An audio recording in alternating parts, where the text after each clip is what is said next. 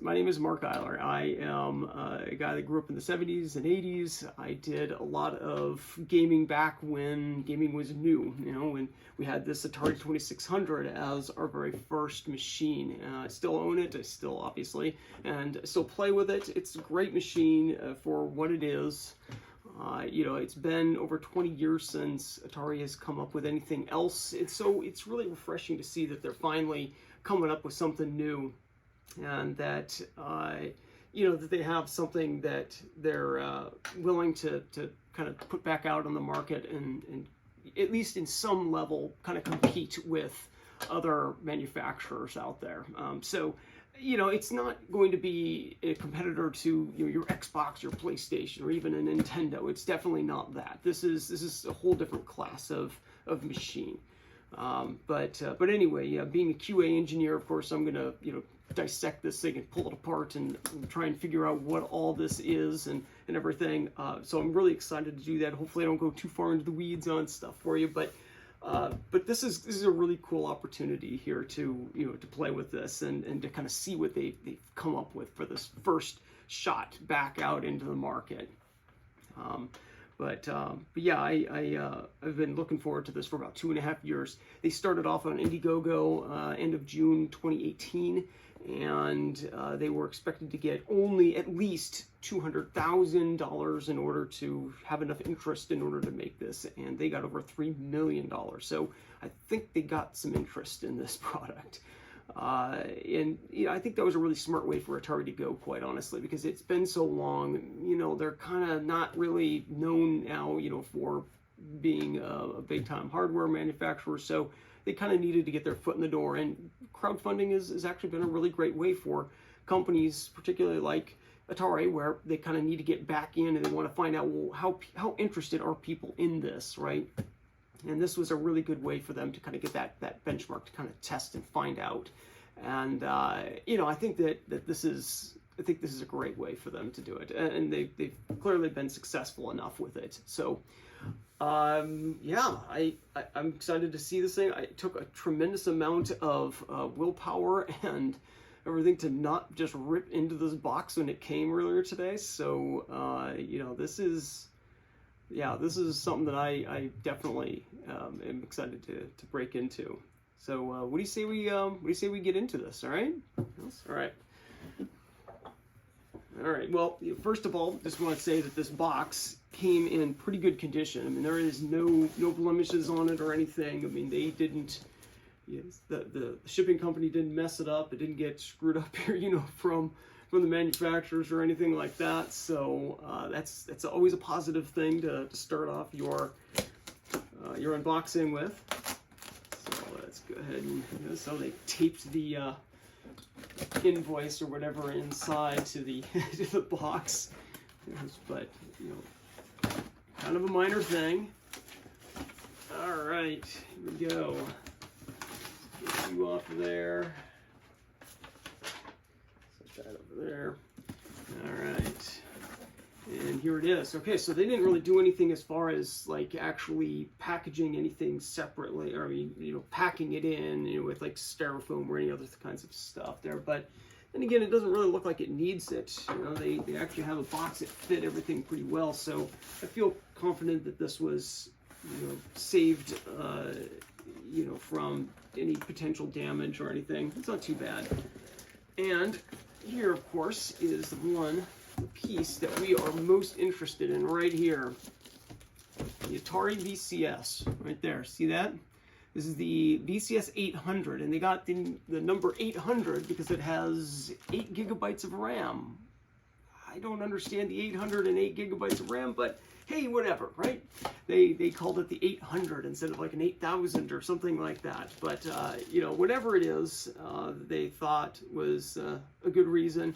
They did that. It's called the 800. Now there are actually 3 models of this. 2 were offered when the crowdfunding started. And there was the Onyx, which is this one. It's an all black, kind of like my Darth Vader one right here.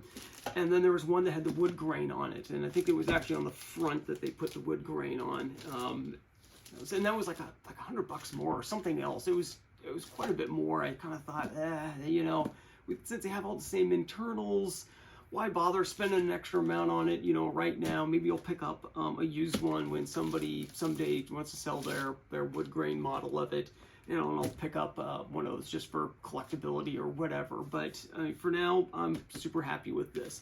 Now they also have one apparently that has carbon fiber, and that's not really something I associate with gaming and stuff much when it comes to consoles, but they did offer you know, one now that has a carbon fiber look to it. Again, it's just a look. There's nothing extra special about it. It's just how it looks. You know, I'm kind of surprised they have on the packaging here that it's just a loose plastic around the outside. Usually they're shrink wrapped, you know, so it's kind of an interesting packaging choice for it.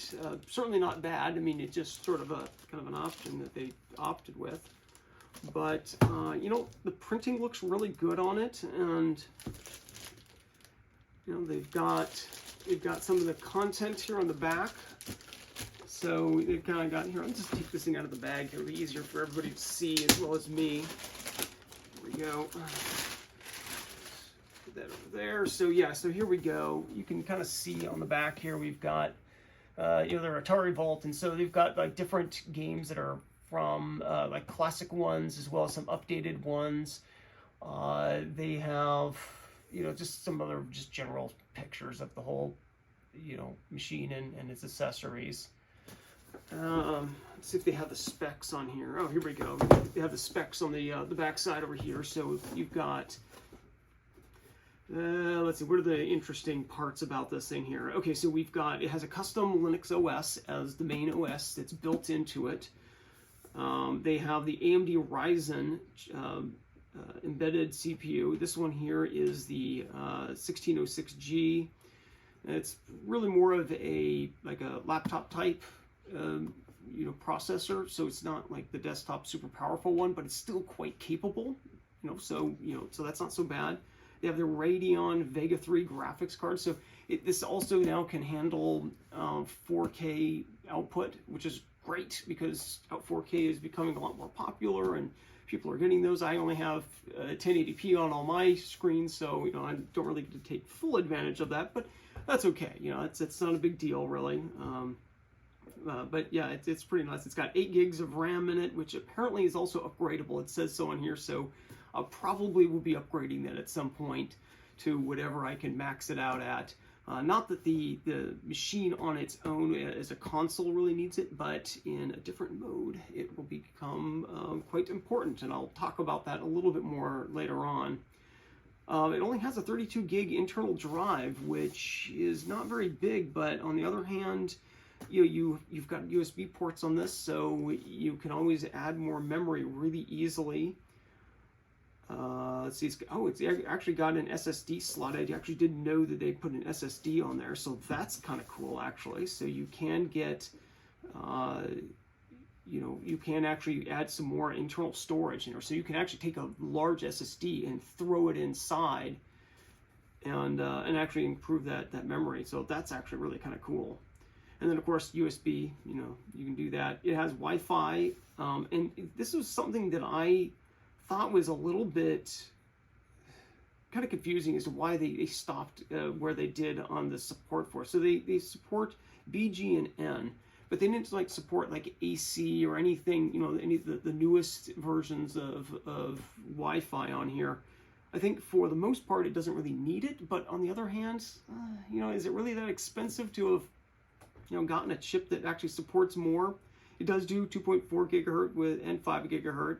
It has Bluetooth, and they don't say the version on here, but I believe it was only the 4.x, 4.1 or 4.2, whatever the latest 4.x version is, instead of 5, which also was something I thought was kind of interesting. I would have expected them to have, you know, to have put in like version 5, you know, of the Bluetooth chip. It would have made for a much more kind of future-proofed implementation, but again, not really a big deal. I mean, 4.0 or 4.1 is just fine for all the other devices that you normally are going to hook up to this thing, so it's not really that big of a deal. You got gigabit Ethernet, so at least they got the gigabit Ethernet on here. But again, you know, not really that it's necessary, but it's nice that they did that, because that's what you should put, in here, right? You know, in you know, your new devices. Yeah, they've got HDMI on here, 4 USB 3 ports. You know, that's pretty much it as far as the hardware. You know, I mean, it's really not much to it. I mean, it's pretty basic, but it's got everything you need in order to have a fully functional kind of machine. So yeah, so that's it. That's your machine right there. All right, now let's get inside. Let's see what we got. Okay, looks like we've got some tape on the end. You know, I gotta say, the outside feels really good. They actually did a good job on packaging of this thing. The material, the thickness of the paper that they used here is really good. They did a good job with the print and the coloring and stuff. I do like it a lot. I think that they spent enough time, you know, kind of really making that thing look good. Okay. This is what's inside. So you've got your Atari VCS. You know, it's got little of your asteroids kind of picture up on the top here, if you can see that, right? That's pretty cool. I played a lot of asteroids when I was a kid on this on my old Atari here. Okay, let's get this thing open. There we go. It's a little hard to get in there, but that's all right. Oh yeah, here we go. Look at this. Here it is. That's the Atari right there. You know what, I'm kind of surprised, actually, before I kind of go in there, you know, I'm kind of surprised that on the top of this box, I didn't get like a thank you for crowdfunding this product kind of thing. I normally get something like that in a product. Not that you have to get it, but it's kind of nice to thank people. It's like, hey, thanks for supporting us. You know, this could have totally bombed, but no, it didn't, because people like you know, helped us out. People like you kind of went to bat and took your hard-earned money and said, you know, we believe that you're going to come up with something fun and interesting, and we want to support you. So I'm kind of surprised they didn't have that in here, like up at the top or even inside, you know, one of these machines here. So kind of just a little thing. It's not really a big deal, but, you know, it's usually kind of nice to offer something like that, you know, when you can. All right, so let's take a look here what we've got. So this is our Atari here. It's not very big. I mean, it's pretty small. And then let's see, let's open it up and we'll take a look at the back. I can show you more clearly what everything looks like.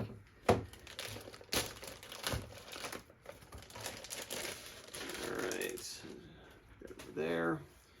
Okay, yeah, it's not very big. There's really not much to it. You can kind of see the texturing that it has. It's kind of hard in this lighting here. I tried to get the best lighting I could in the house here, and that's about it. We're in Studio G here at the garage. But anyway, yeah, it has a very similar kind of look to the original Atari here. Let me move this out of the way. It was very similar kind of like grooves on the top here, right? And it also has this wedge shape too. You can kind of see the wedge shape to it here. This right up here is kind of like the little wedge they had over here on the Atari. And what's interesting about that is that Atari has always kind of had that iconic wedge shape. Even with their 5200 and the 7800, they all were wedge shaped. It wasn't until they got to the Jaguar that they deviated from that. And by kind of giving that look back again on this thing, you know, it kind of makes it recognizable, such that if you look at it, you go, oh, that looks like an Atari. And you could kind of tell that it's an Atari. You don't have to be told that. You can just look at it and go, that looks a lot like an Atari.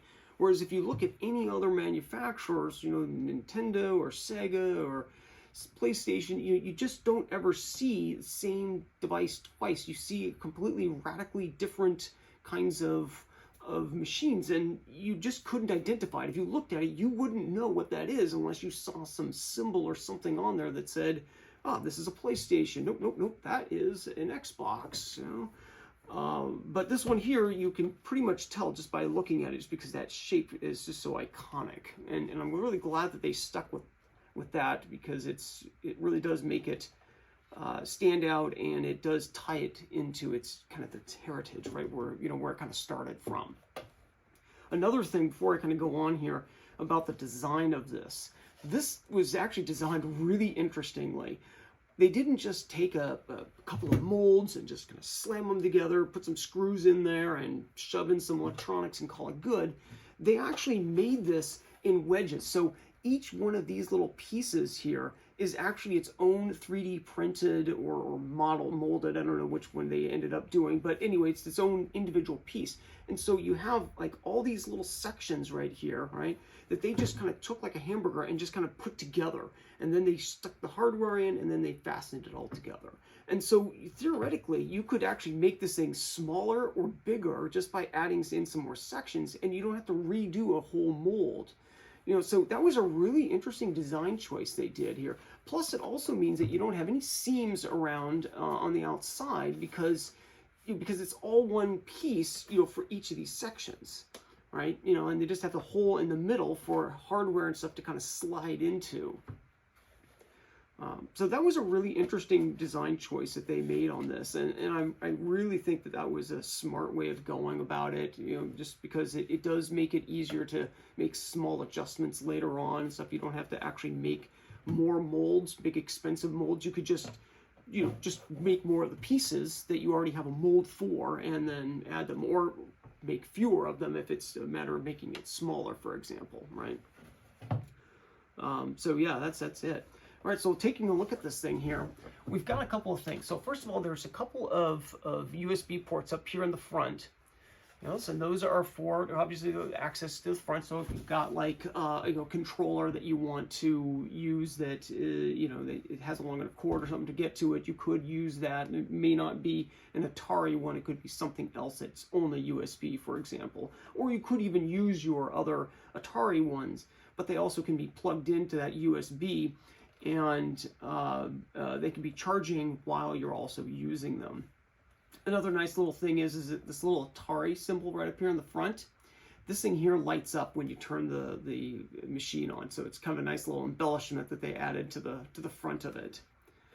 Nothing really on the bottom, but the back, here's where all the good stuff is.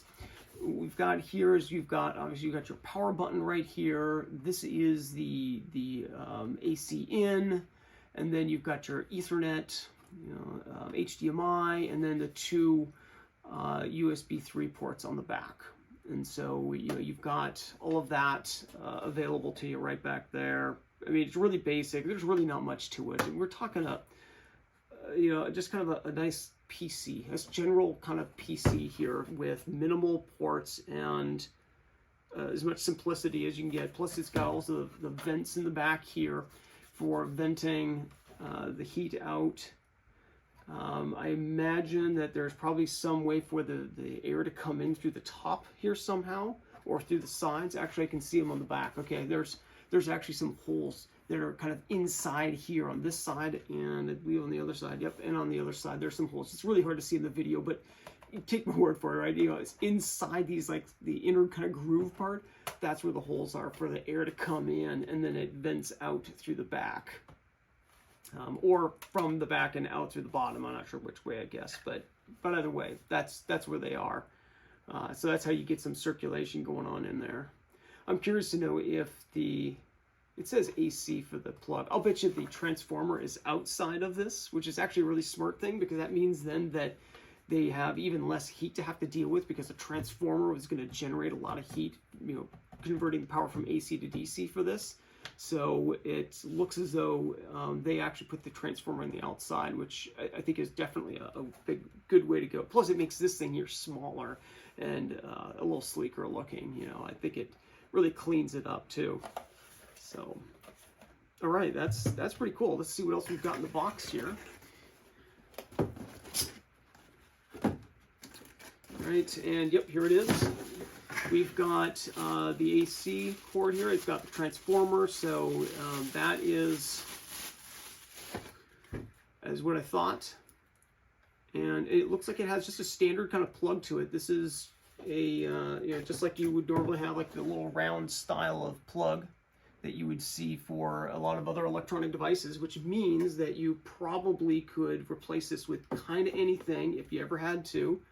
In fact, this isn't even an Atari branded power supply. They just found a supplier and said, make it for us, and they did. And so actually this is really kind of a generic kind of power supply for it.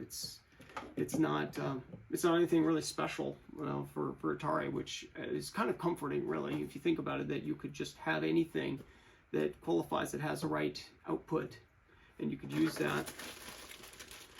This is the power cord that actually plugs into that and then plugs into your AC. And it's got it does have a fancy little connector on this. This has kind of got like a 3-prong kind of connector right there. You know, and so that is specific to this. But yeah, again, if you found an adapter that has the same output, it doesn't really matter what plugs in or out of it there, as long as you've got all the stuff, it'll work just fine. This is just for this particular one.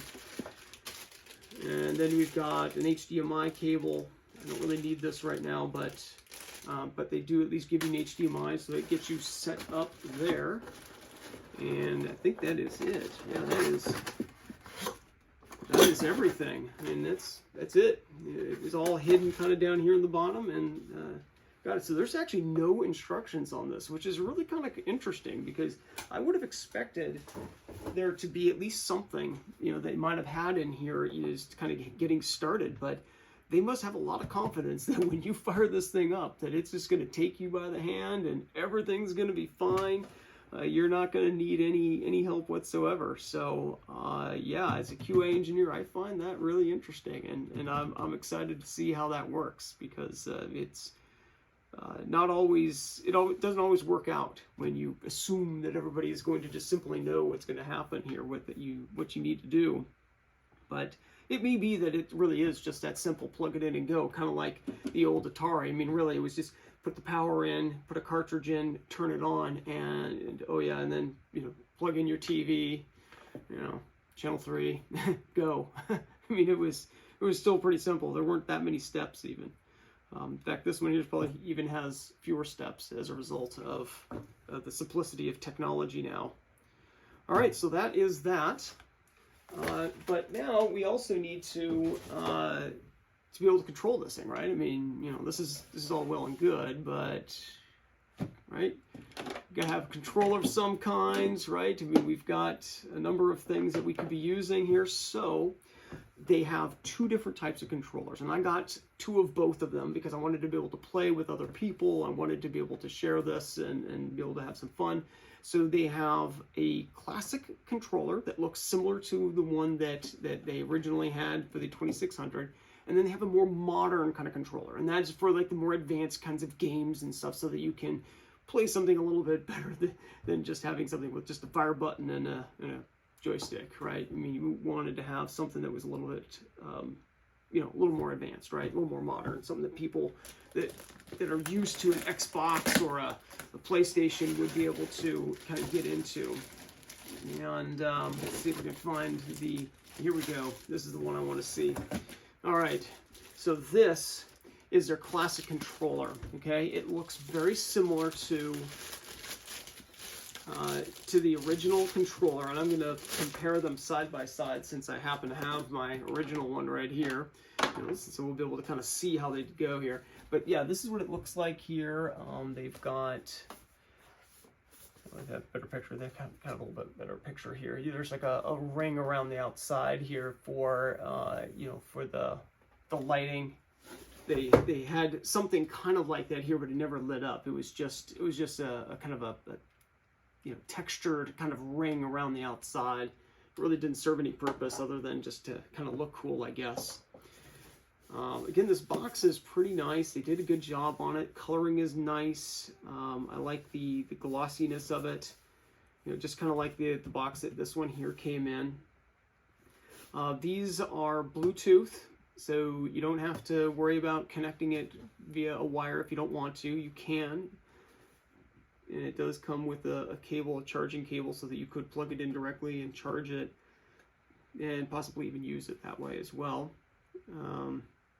It has light up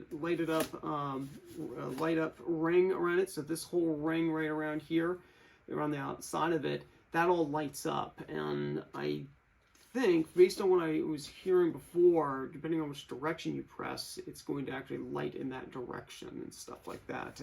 But you don't really know. We'll find out.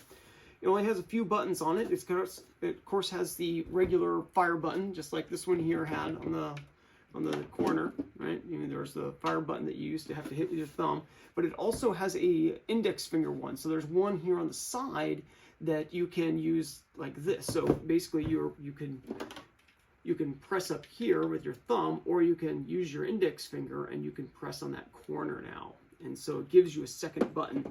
And imagine that on the 2600 games, you know, you could use either one, whatever's more comfortable, but on other games you might even be able to use each one independently. So you could either use your thumb or use your trigger finger on it, which would be handy to do, you know, for certain games. You can actually have two separate functions then on this basic kind of joystick here.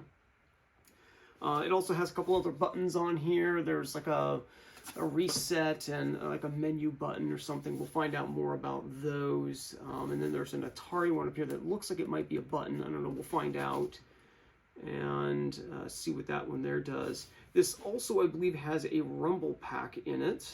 Let's see if they say that on here. They don't say that on here, but I'm pretty sure this one here does also have kind of a rumble kind of thing, a force feedback or a whatever, you know, that gives you a sensation of something going on. And that's kind of a new thing for this joystick, because I obviously never had one. So yeah, that's going to be a nice little addition too. I'll have to wait and see how long a battery actually lasts in this when you have one charged up and you're playing. I suspect it'll last long enough for most games and gaming sessions here. Probably won't be a big deal. Good Lord, this box is hard to get off of here. Good grief. There we go. Man, that is a tight fit. Holy cow. I guess if you didn't really care about the box, you could always just destroy the thing and take it off, but I kind of like to keep my stuff together when I can. And again, they have more asteroids up on the top here, which is kind of fun. All right, let's take a look inside. There we go. Again, very simple. There's really not much to the packaging on this, which is great. I'm really not a fan of overpacking things, over having too much other non-recyclable things. They do have this foam. There was the same foam on the top of the one for the VCS, which is not really something I'm a huge fan of, but it looks like you could probably pull it off if you're that crazy about recycling and everything, which generally I am, so I'll probably pull it off as best I can and recycle this, but you know, but anyway. Okay, and here is the joystick. This looks nice. In fact, I'm surprised it's the size that it is, quite honestly. I was actually expecting this to be a lot taller, but it's not. It's actually kind of cool. So for comparison of the original, right, it is actually a little bit shorter than the original. So take a look here. I don't know if you can see it really well, but it is actually just slightly shorter than the other by, I don't know, maybe a quarter inch or so. It's not very much shorter, but it is a little bit. However, it is a little bit bigger square, so you have a little bit larger kind of controller. Let's see if I can show you kind of where it is here. Get some of the white background there. It is just slightly bigger of a square than the original one, and yet it has so much more in it too, which is great. Oh, and they do have a really nice grip on the bottom. There's two strips here of like a rubberized kind of grip, so you could actually lay it down and it actually sticks pretty well. I mean, at least new. I mean, we'll see how it is after it's been used a while and that's been worn with hands and grease and dirt and stuff like that, or whatever that might be on the surfaces, right? see how well it sticks, but I mean, that's pretty good. You could, you can play, without having to worry about this thing sliding around on you much there. So that's kind of nice. You've got your button up here, and it's a really nice feel to it. It has a really nice feedback to it that you can feel where it's like it's a very light mechanical button press. So it's not just a soft press. It actually kind of feels like a click, like a mechanical press. It's really good. I like that. It's a very positive feel. Same with this one here on the index one. You also have a bit of a click to it, and so you can definitely tell when that is being pressed. I like that a lot there. That one's really good. There's, of course, the USB port right up here in the front. You've got this other button over here for the Atari, and I don't know what it's for exactly, but I'm sure I'll find out. Maybe it's for going back to a menu or just as a separate button. It could be that they want you to be able to have something else so that you've got a fire button and then something else. Oh, here, check this out. If I press the fire button here, oh, did it do it? Oh yeah, it's kind of lighting up. It's hard to see it, but you can see it lighting up the ring around there. And then you've got a couple other buttons down here. Like I said, there's like a back. It looks kind of like a reverse or something there, and so it's probably for like going back on something. And then you got like a menu button over here. So those are probably for getting through options and things, because you're going to have to go through a menu to find games and things like that. So this has to have all the controls that you need in order to be able to manage any kind of menus or any kind of interfaces, interactions with this machine. So you've got all that. It doesn't have a very big movement to it. Like this one here, right? You could really crank that over, right? So here, let me just kind of, you have a pretty good movement on that, whereas this one here, it's not nearly as much. I mean, it's pretty small, so it's a quick move. It does return fairly well, although I'd say it's a little on the soft side. It does kind of wobble a little bit in the middle if you kind of flick it, but it's not bad. And it's responsive enough. And going around in a circle, you can feel that it's not smooth all the way around. It's not like it's actually a circle. It's kind of like it's like a hexagon or something there. It's got like just small little sides all the way around. Like maybe there's like 8 different sides or something there. So you have like the up, down, left, right, and then each of the angles kind of in there. But it's not enough to prevent you from moving. You can do a full circle and it feels comfortable enough going around. You just sort of know where that like indexing is, right? It's like an index saying, okay, you are now at this spot. And so you can kind of feel where the left or right is, by feeling for that little indexing. And so that's probably not such a bad thing. One of the things that they didn't put in here is it's a paddle controller. I mean, as you remember, we had paddle controllers for things like Kaboom or for I don't know, Circus Atari or Breakout, something like that, right? Well, they don't have one, but what they did is they integrated that into here. And so what you do is you actually can rotate the joystick here. And interestingly enough, it has no stop on the rotation. See, now on these, they had a lock, right? So you go one way and it would stop. And then you could go back all the way around the other way and they would have a lock again, it would stop. And with this one, they don't have that. It just keeps going, but you can go either direction. And this actually opens up a lot of other possibilities too, if you think about it, because now you can play a game where you have to move, but then you can also rotate at the same time. So you could be moving forward and then rotate for, like, say, a torso twist kind of thing or something. So your motion is this way, but you're looking, maybe off to a side or something like that. And that's kind of an interesting element that you now have with this controller that we didn't have before with the older ones. So yeah, that's That's pretty cool. I like that. All right, well, that's this controller. You know, all the buttons feel really solid and everything. I mean, I'm really happy with the way that thing feels.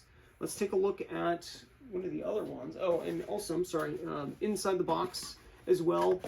So underneath here, you have a cable for charging it, and it's a pretty long cable too. They give you a very long cable. I don't know how many feet this is, but this is quite a few feet. This is probably like 10 feet or something there. 15 feet, actually. Does it tell you on the box? There's the box here. Let's see if it tells you. I think it might even tell you. No, it doesn't say how long it is. But this is a pretty long cable. And this is what you'd plug into this guy here to charge it up. And then could plug it potentially into your machine to be able to play and charge at the same time in case you were all out of juice, but you still wanted to play. You know, with your VCS. So yeah, so that's nice, extra long kind of cable for it. All right, let's take a look at the other controller here that we have.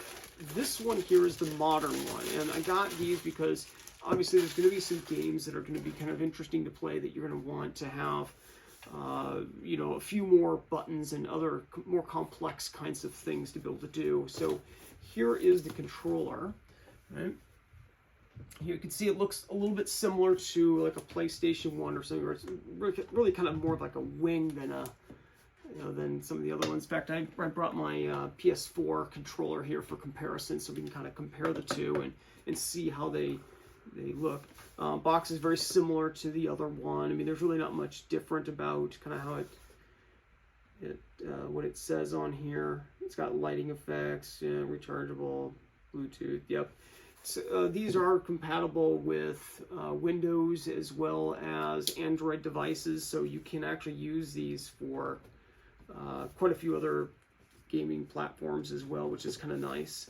They're not just for Atari, but they are Atari branded, and they look a certain way so that, you know, they kind of fit with this particular VCS. And again, the box is very tight fitting here, but that's all right.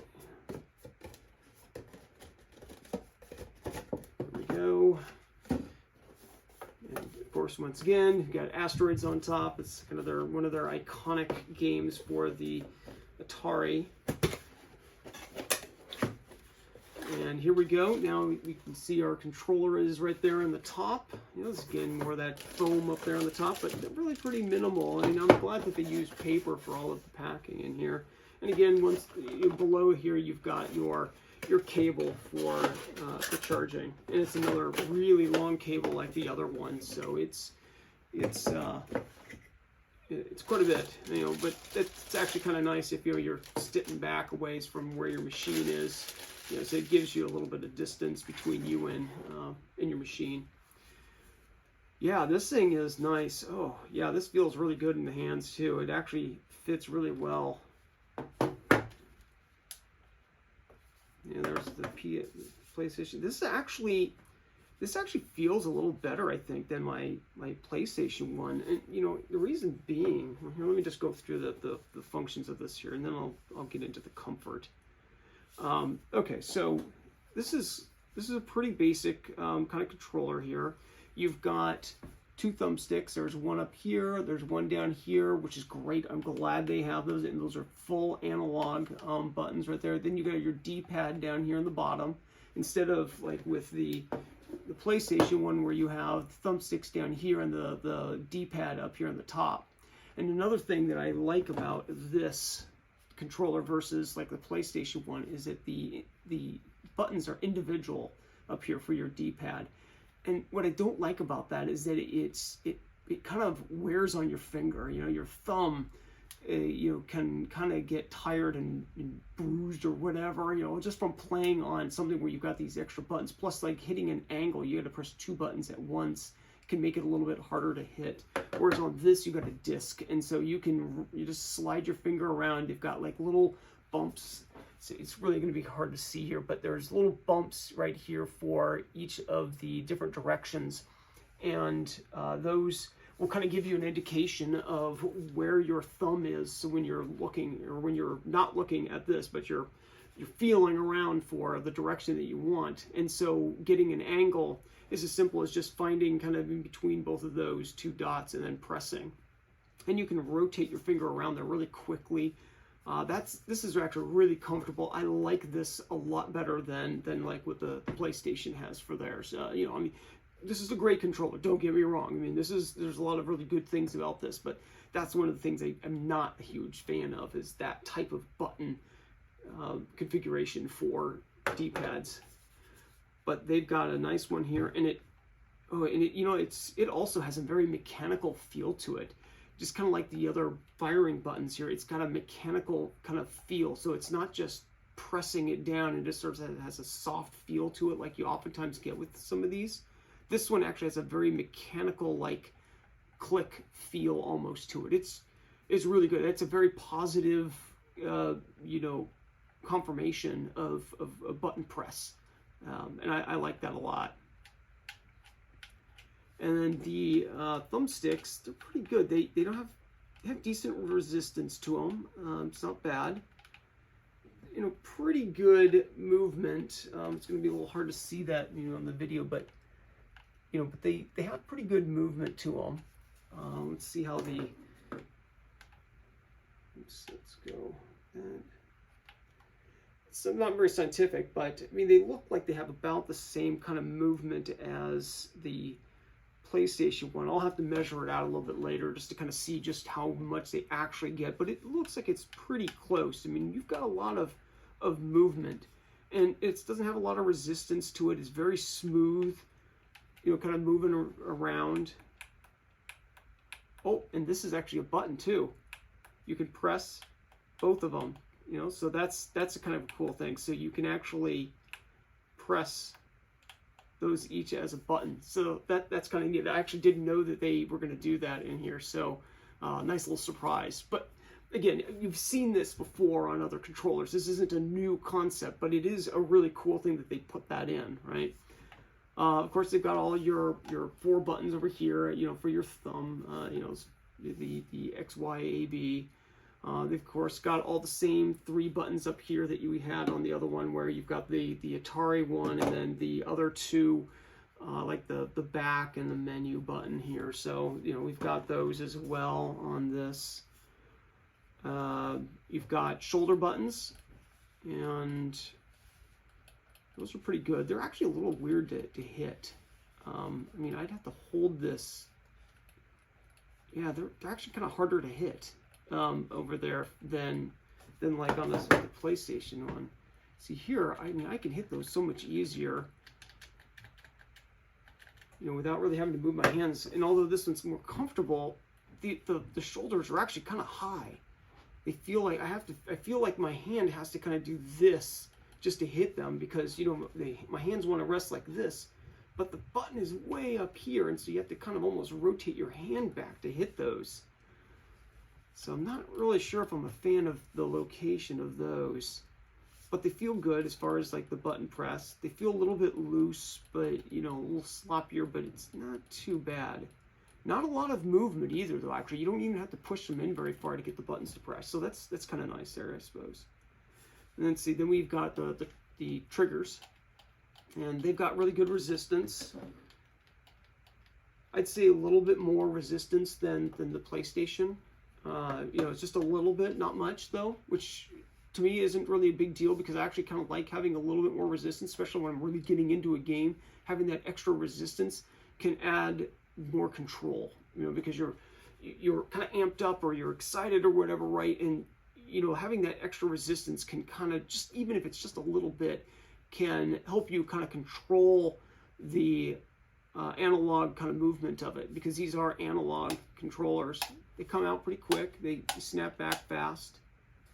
You know, even the thumb controllers snap back, and they don't wobble at all. I mean, it locks right into place once it comes back, but it also doesn't feel like it's snapping back overly fast. So, you know, that's probably part of it, but it seems to move quickly enough. I mean, you're not going to have to worry about that. And if you have to move back faster or move all the way over to the other side, obviously you're just going to keep your thumb on there. You're not going to let it slide out of your finger. But if you do, it centers very easily, very quickly. Yeah, the buttons even feel really good. For the 4 buttons over here, they've just slightly rounded the tops, which is pretty typical. Like even on the PlayStation, they've slightly rounded them here. Although I've got to say that the PlayStation has more of a kind of an edge to it than these do, and so these are going to be a lot easier for your thumb to be able to just slide from one to the other without really feeling like, you know, you're catching on an edge or something. So it's going to add a little bit more speed to your ability, you know, to move around, right? And that's kind of nice. I don't mind that at all. And obviously, then in the front, you've also got your USB port here for charging. Yeah, this is nice. And so getting back to the comfort thing, let me just kind of get back to that now that we've covered everything here. This feels really comfortable in my hands. I mean, it locks in nice. And what I like here too is that on the side over here, this just because of the way that they shaped this, it fits more into my hand anyway. I mean, I don't have like gargantuan hands, so you know, some of these other controllers are a little bit hard to hold, but this one here fits really well, and I can totally just sandwich it very evenly across the palm of my hand here. Whereas with the PlayStation 1, most of it is actually kind of like right here. You know, it's really just on this back part of the controller that really holds on to it, and that's okay. But you know, to distribute the weight, the pressure across more of my hand would make it where my hands wouldn't quite get as tired, or they would have a little more accuracy.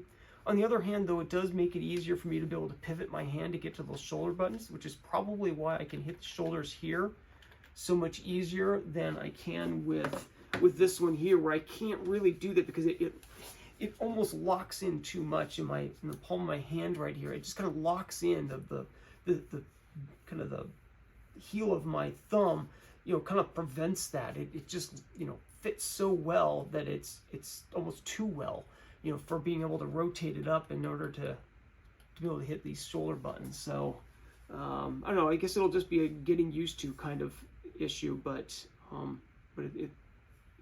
it looks good. I mean, I like the way that the controller looks. It feels nice, and I think that they have good controls here. And you know, and I'm already starting to kind of get used to hitting the shoulders by holding it in my hands a little differently. So I guess if there's a game that uses them, I'm just gonna have to, you know, hold it a little differently when I'm playing, and not really kind of, you know, cradle this thing in my hand like I feel like I want to be able to do. So yeah, it's good. I kind of like that. So yeah, that's all of the parts and everything for this. All in all, I think this is a really well designed machine. It looks really good. You know, real sleek, real lightweight. I like the extra accessories that they have for it.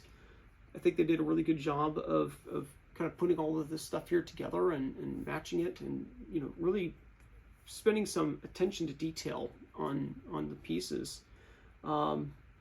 Tell you what, why don't we go ahead and fire this thing up and just kind of see how it does. I mean, I've got a monitor here, so we can plug it in and just kind of see how hard the setup is on this.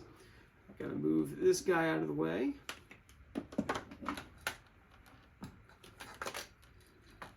And then we can take a look and see how the graphics looks.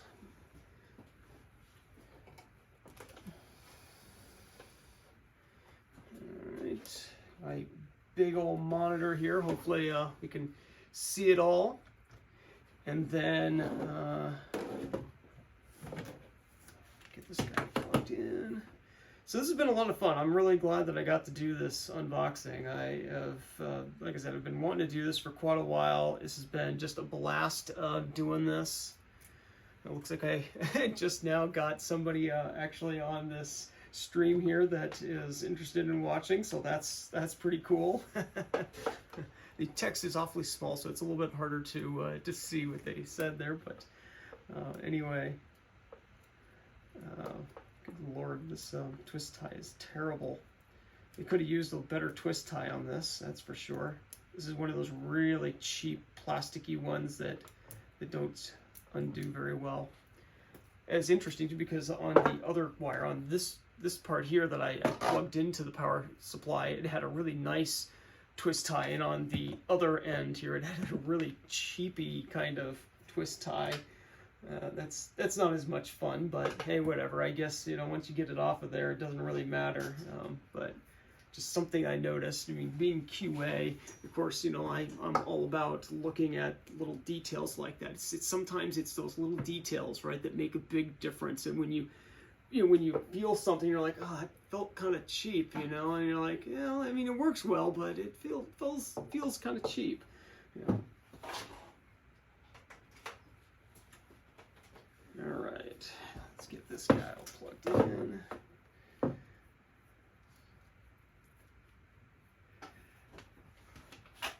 Okay, so far pretty easy, right? Just kind of AC gets plugged in back there, and then I've got HDMI here I can get plugged in for the video and the audio.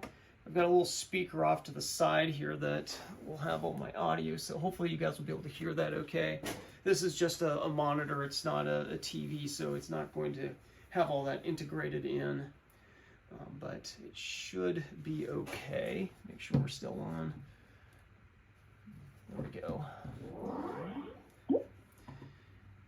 And then for Ethernet, I am going to actually plug in an Ethernet cord to it. Normally I would use the Ethernet as well, like a plugged-in type, but you know, Wi-Fi here is actually pretty decent. It's just a little less setup, you know, when I use the wired connection. And so I think that it's going to actually be a little bit easier to kind of get things going here. All right. Move this guy out of the way. There we go. Okay, so we've got it plugged in. I think I've got everything on here. I just have a power button on the back, and so we're going to hit the power button and we'll see what happens. Just hold my beer. Watch this. Fan comes on a little bit. Probably more of like a fan test. And there we go. There's our Atari. So this is a good sign.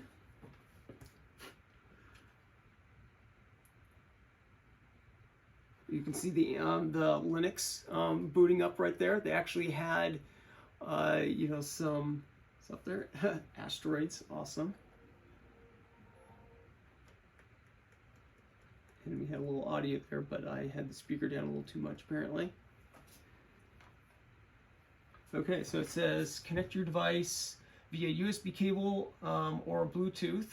Start using. So we now need to connect up a device, and they don't have any information here on how to actually do that other than to plug in a USB cable. So I don't know if you have to, like with the PlayStation, you normally have to plug in the USB, or at least with the PlayStation 3 anyway, you had to use the USB cable to plug in and pair it. It said, oh, that's your joystick, great, and then it would just recognize the Bluetooth and everything because it would have synced that up through that connection. So I don't know if this is how this one here is going to work or not, but let's just give it a shot and see. Actually, before we do that, I'm going to just try something here. What I'm going to do is I'm going to hit the Atari button up here. I'm just going to see if that does anything. Okay, the ring here just kind of lit up a little bit. It doesn't look like there's anything there. I'm going to plug in the USB then. I'm a little disappointed that they don't give you more information on that. For really new users, I mean, I'm pretty savvy with this stuff, so it's not a big deal for me to figure it out. But some people aren't going to be that, you know, experienced with this kind of hardware and how to use it. And so they may not understand that you have to actually do this. Okay, so plugging it in. Okay, there we go. And it recognized what it is. Okay, so maybe this is how you're supposed to pair it, is by doing this. Okay, and it looks like you're supposed to hit the little Atari button on the side. So we're going to hit that. Okay. Oh, awesome. Okay, great. So that's how you pair it. Okay, it would have been really nice if they would have had some information on the screen that said, to pair a device, here's what you do. You know, so that's a usability issue right there that as a QA engineer, I would definitely have said something about that. But hey, you know, if you've used a PS3 or some other devices, you're probably going to be fairly, you know, familiar with this kind of process. You know, because I mean, like I have seen actually devices where they actually have a pairing button on it. You actually hit a button there and it says, I'm in pairing mode, and then the machine then says, oh, yep, I see it. Would you like to add this controller? And you say, yes, please do, and boom, there you go. This one didn't do that. All right, so here we go. So now we've got different options. So here's the back button over here. That's the button that you use on your index finger. You've got a select button, which is the fire button normally. You have a rotate for specific products. So it must be that if you rotate, then it must kind of move across menus a certain way, and then moving the joystick up, down, left, right is probably for like actual menu things or like categories or something like that. Oh, this up here gets you to the main menu. And then context menu. Oh, yeah, that would make sense. Context menu. That's actually a fairly common one, even for like Windows. You know, they have kind of the hamburger thing, and it's like for the context of something. Like if you have your mouse over something, it's like a right click as opposed to a left click kind of thing, or something like that, perhaps. And then the back button. Oh, interesting. You have two back buttons. There's a back button there and a back button down there for things. And this one down here I kind of figured was going to be the back button, but I'm surprised that one up there is as well. But maybe it's just easier if you have your fingers up here on the top, you'll just kind of hit them.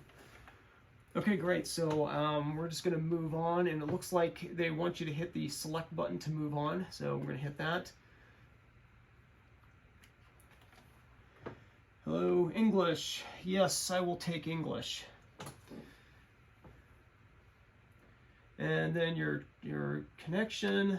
Oh, there's a whole bunch of different things all around us, but I'm going to use the Ethernet because, again, like I said, for demos for this, I just want to make sure it works. Later on, I may put in the wireless, although, really all of my devices, all my gaming devices, I generally plug them all in anyway. And for me, it's just a matter of making sure that I have the best connection possible whenever I'm gaming, because I don't want to have the chance of lag.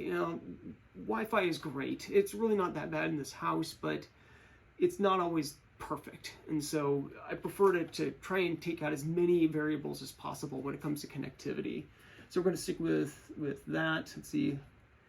Oops, nope, did not want that. Okay. Sorry, this is really hard to see here because of the angle here, but I'm going to move it just a little bit so I can see better. Okay, here we go. All right, so I'm going to stick with that. I'm going to press the select button. Oh, there's already updates available for it too. So we're getting some updates.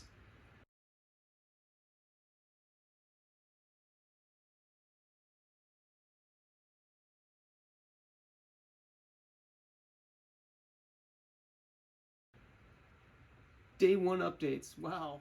With feeling this time. Let's do it.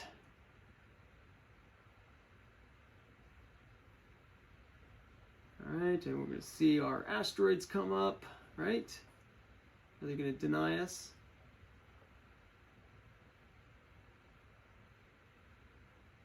There we go.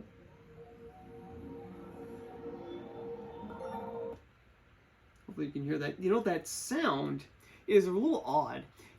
It has this, and then it just really abruptly cuts off. I mean, it sounds like they kind of messed up their audio or something on that. It does not sound smooth at all. And I don't know if you picked that up over the video feed here, but I mean, it's pretty abrupt. Here, select. Okay. Geez, this again, because it doesn't remember any of your settings, apparently. Another kind of fail in my opinion. No updates found. Well, that's good. All right. Okay, so now it looks like we can sign in with an existing account, create a new one, use a guest. I'm just going to go with the guest for right now, just so we can start playing this thing here. I'm going to set up an account later on here, but for now, just in the interest of just kind of getting through this thing, let's just go with a guest. All right. Okay, so it looks like it's downloading an update for the Atari VCS Vault, which looks like it is already installed on here, and that's fantastic because I wanted to be able to have at least something available. I mean, like every other game system that you buy, at least comes with a game. I mean, I can't think of many of them that didn't come with a game. There probably were some, but most of them came with at least something to kind of get you started, right? And then, of course, you had to buy all the other ones after that. So, you know, so it's good that, you know, we at least have something here.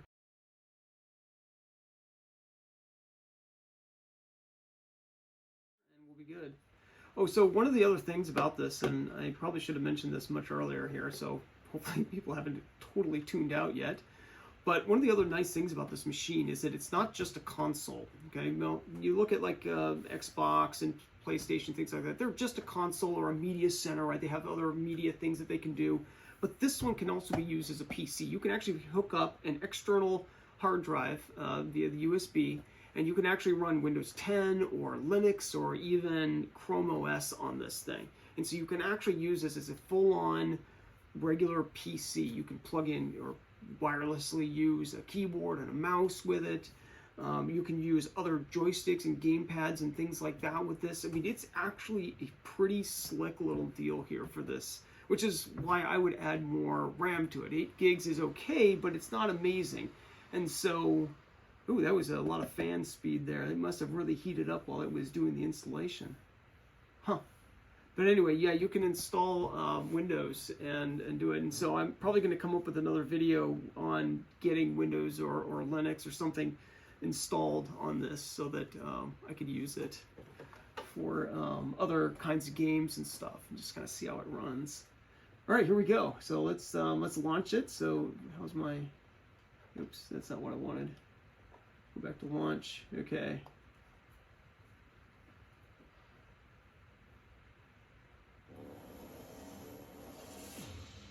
There we go.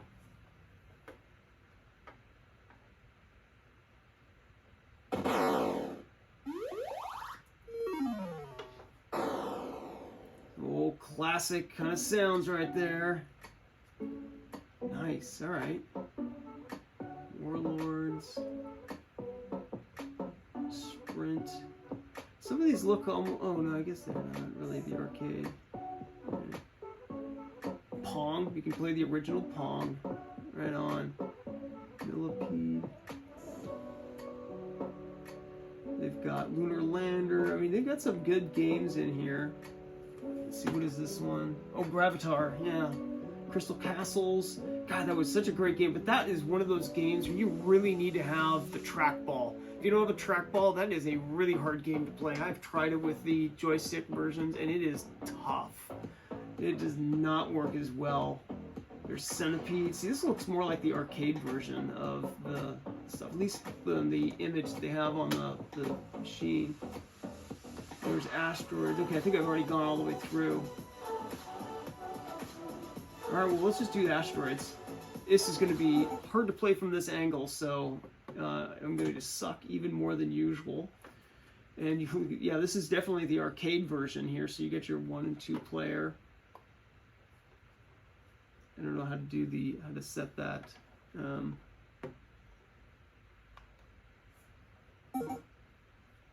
There we go. Okay, so I had to hit the back button on here to get this to show up. And of course, it doesn't have any information to tell you that, which is kind of a fail in my opinion. So you can do 1 player, 2 player. I'm going to hit 1 player.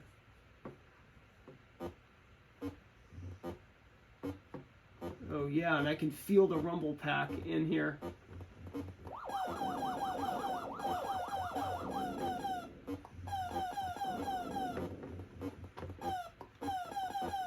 Man, it's hard to play from this angle.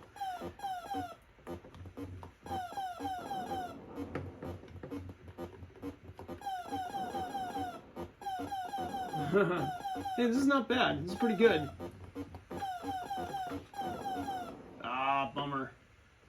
It's vibrating like crazy on this thing, too. This is great. It's a real light vibration, though.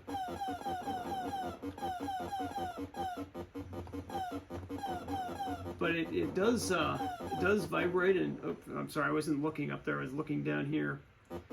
And the lights on here actually light up in different ways too. So when you blow up, it actually starts with a full ring, and then they just start kind of disappearing as you kind of destroy yourself over there. It's pretty cool. Hey, look at this. I get to put in my initials.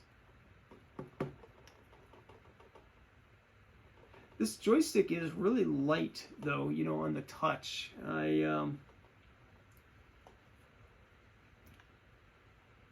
It does feel really light. It's almost kind of too little of resistance. I kind of wish it had a little bit more resistance to the joystick, and also had just a little bit more movement, just a little bit. I mean, I understand that you want it to be kind of quick action, that you want to go from one side to the other really quickly, but even just a little bit more movement might have been nice, or at the very least more resistance that would have kind of made it to where you had to really feel like you're moving it back and forth. Huh, well, that's pretty good. Oops, sorry, that's right. You have to hit this. This is not bad. I mean, it's still pretty fun.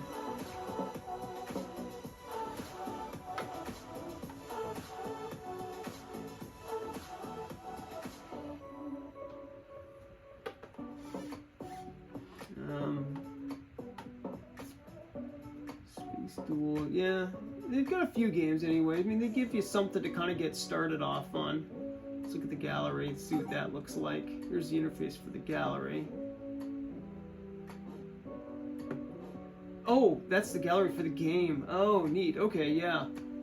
Okay, so if you're looking at a game, you can look at so you've got the gallery over there. So when you have something selected, you go to the gallery and it kind of shows you some of the art and stuff for that game. And then it looks like you have options as well for it. So there's your controls. Okay, so dive is forward and climb is back, left, right.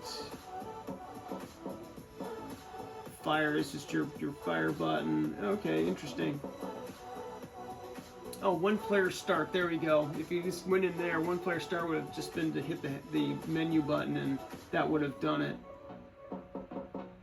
Right, and if there was one or two players, then it probably, if there's the potential anyway of two players, then it probably has something that tells you how to select for that. That's interesting. And then you have controls for the other one too, but it looks like I don't have that hooked up yet, so it doesn't show me those. It just shows me kind of what it is for this controller. And then you get the game. Oh, yeah, that's just that. Okay, it brings you back. No, I don't want to do that. Oh, wait, I'm sorry. I'm hitting the wrong button here. Ah, that's not what I wanted to do. Let's go back in. I want to take a look at those options again. I just kept hitting the back button instead of the other button. For whatever reason, I felt the need to hit that one.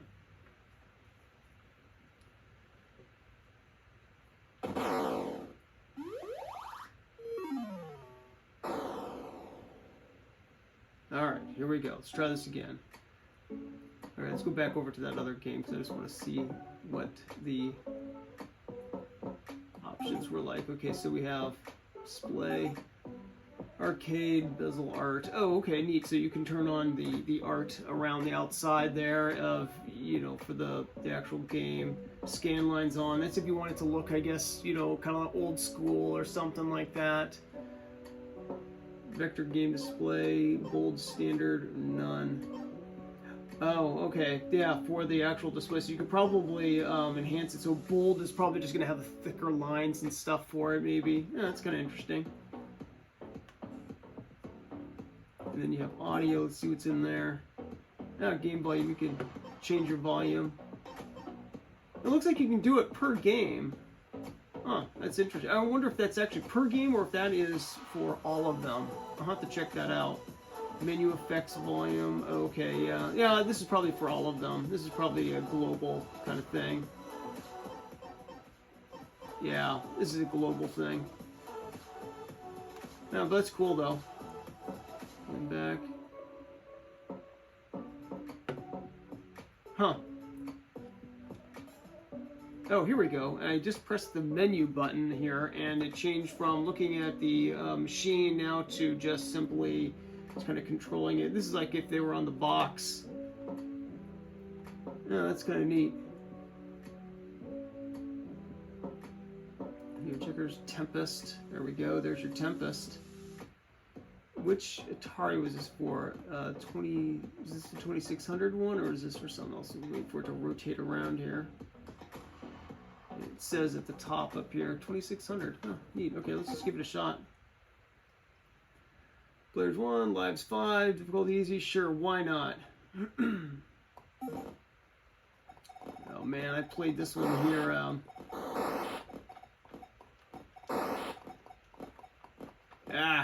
Dang it, couldn't get you. The graphics for this thing is just horrid. It's just so awful. It's great.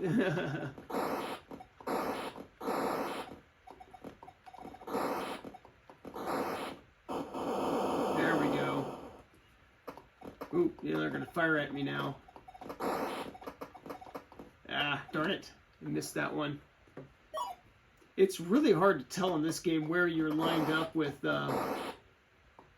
stuff. It's tricky. The arcade was way easier. Oh, I just hit another one of their shots again. It's hard to see from this angle.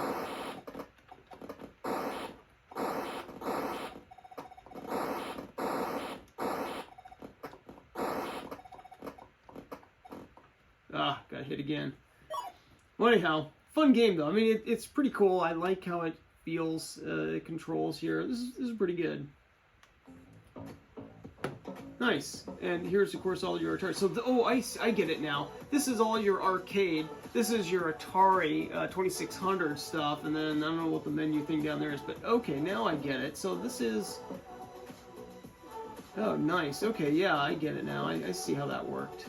For some reason, it wasn't making sense before there, but now it completely makes sense.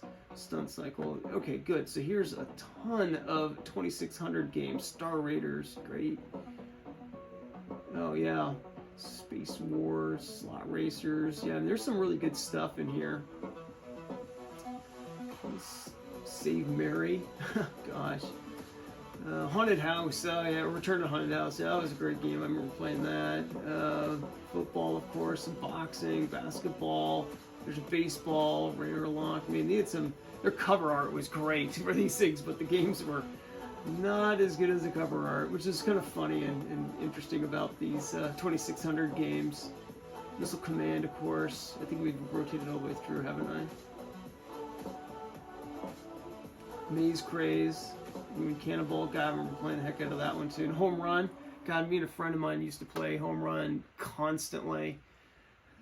Haunted House. Yep, that one there is a classic one I used to play. Gravatar, yeah. Golf, football, Capture the Flag. I played that one there for quite a while too with friends. Stuff there was pretty good. Dodge 'em.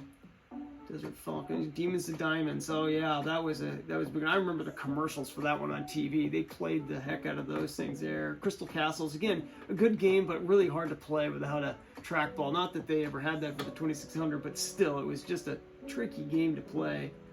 Combat 2, nice, all right. And they have the original Combat, that's good.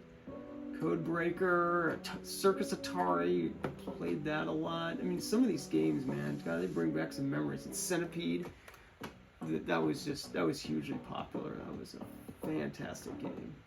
Breakout, of course, bowling, blackjack, baseball, basic math. There we go, right? Video Cube, I don't remember that one. Asteroids, of course. Air Sea Battle. Adventure, there we go. Adventure, that was an awesome game. Definitely missed playing that one. Concentration, Tic-Tac-Toe. I mean, they've actually got a really good selection in here of games to play.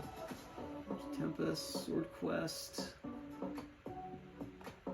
I'm wondering if they have one of my favorites, which was Enduro. I used to play the heck out of that thing for just hours. God, I actually got really good at it. That was a lot of fun. So it's like, well, I think I've gone through now, haven't I? Maybe not. Starship, Star Raiders. Oh yeah, I have gone through. Yep. So anyway, yeah, pretty good selection here. Let me see what the next. Oh, cool. And here, down here, you can actually select the types of games you want. So you've got different categories, it looks like. You know, you look at the arcade ones. This is probably all of them, it looks like. And then all of the Atari ones, the 2600. And then you've got the different categories of of Atari games. If you wanted to find something that's more specific.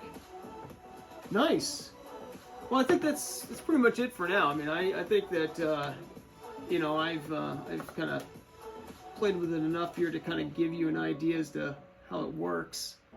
But yeah, I'm really happy with it. I think this has been a great investment. I think it was a good console, you know, to start off with. Definitely some little missteps and things that could have been done better, but all in all, I think it was really pretty good. I'm happy with it. So there you go. Hopefully that helps other people kind of figure out whether, you know, something like this would be something they'd want.